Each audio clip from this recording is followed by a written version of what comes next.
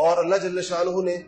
ان کے ذریعے سے کچھ چیزیں آج بھی ان کی یادگار ہیں ہمارے پاس سیدنا عثمان غنی کی۔ ایک تو قرآن کا یہ مصحف جس کی آپ تلاوت کرتے ہیں، حضرت عثمان کو جامع القرآن کہتے ہیں۔ جامع القرآن کا مطلب کیا ہے؟ لوگوں کو ایک قرآن پر جمع کرنے والے۔ قرآن آپ کو پتہ ہے کہ 7 قراتوں کے اندر پڑھا جاتا ہے، اور یہ قراتیں جب قبائل عرب تک پہنچی تو لوگوں کا اس میں اختلاف پیدا ہوا، اور کوئی کہنے لگا کہ یہ پڑھنا ٹھیک ہے، کوئی کہنے لگا اس طرح پڑھنا ٹھیک ہے۔ سیدنا عثمان غنی نے اس وقت قریش کی زبان کے اوپر پورے عالم اسلام کو ایک قرآن کے اوپر، یعنی اس زبان کے اوپر جمع فرمایا، جس پر آج دنیا کے اندر جہاں بھی اختلاف روایات کے باوجود جو تلاوت ہوتی ہے، اس کو مصحف عثمانی کہتے ہیں، اس لیے قرآن کو مصحف عثمانی کہتے ہیں۔ دوسری چیز یہ جو ابھی ایک اذان ہوئی ہے اس بیان سے پہلے، جمعے کی اذانیں 2 ہوتی ہیں، یہ پہلے ایک ہوا کرتی تھی۔ جب لوگوں کا مجمع بڑھا اور لوگ زیادہ تعداد میں نماز پر آنے لگے، اس کے بعد عثمان غنی رضی اللہ تعالیٰ عنہ کا یہ اجتہاد ہے کہ آپ نے دوسری اذان کا حکم دیا کہ ایک اذان پہلے ہوا کرے گی، اور چونکہ جمعے کے اندر تو لوگوں کو جمع کرنا اہمیت کے ساتھ مطلوب ہے، اور بڑی وعیدیں ہیں جمعے کی نماز چھوڑ دینے کے اوپر،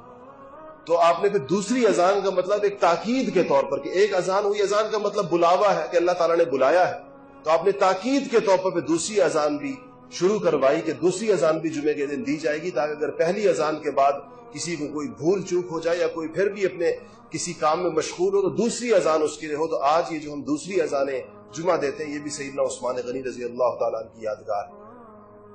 حضرت عمر اور حضرت ابوبکر رضی اور حضور صلی اللہ علیہ وسلم کے زمانے کے اندر یہ جو دیت کے اندر جب کسی سے خطأً کوئی قتل ہو جائے، غلطی سے قتل ہو جائے، تو اس کا جو معاوضہ دیا جاتا ہے اس کو دیت کہا جاتا ہے شریعت کے اندر۔ تو دیت اونٹوں کی ہوا کرتی تھی، 100 اونٹ دیت تھے۔ حضور کے زمانے میں بھی اونٹ دیے گئے، عمر فاروق ابو بکر صدیق کے زمانے کے اندر بھی اونٹ دیے گئے، اور ابو بکر صدیق کے بعد عمر فاروق کے زمانے میں بھی اونٹ دیے گئے۔ سیدنا عثمان غنی کے زمانے میں پہلی دفعہ اونٹ کے ساتھ ساتھ اس کی جو قیمت ہے اس کو بھی دیت قرار دیا گیا،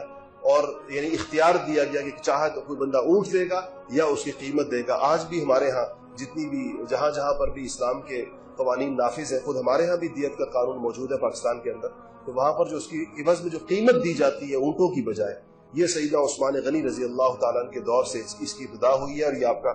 کا ایک اجتہاد تھا کہ آپ نے یہ سہولت پیدا کی، کیونکہ ظاہر بات ہے بہت سے علاقے ایسے ہیں جہاں پر اونٹ نہیں ہوں گے، اور بہت سی جگہ ایسی ہیں جہاں پر اونٹ کی اس طرح ضرورت باقی نہیں رہے گی جس طرح کہ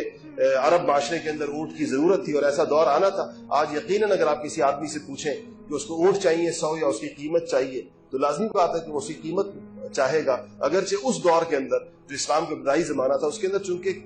کیش کا اور رقم کا اتنا زیادہ چلن نہیں تھا، اور اونٹ جو ہے وہ معاشرے کی بڑی قیمتی اور ضروری ترین چیز اس عرب معاشرے کے اندر سمجھی جاتی تھی، تو اس لیے اس کی ابتدا جو ہے وہ اونٹ اس کے ذریعے سے ہوئی۔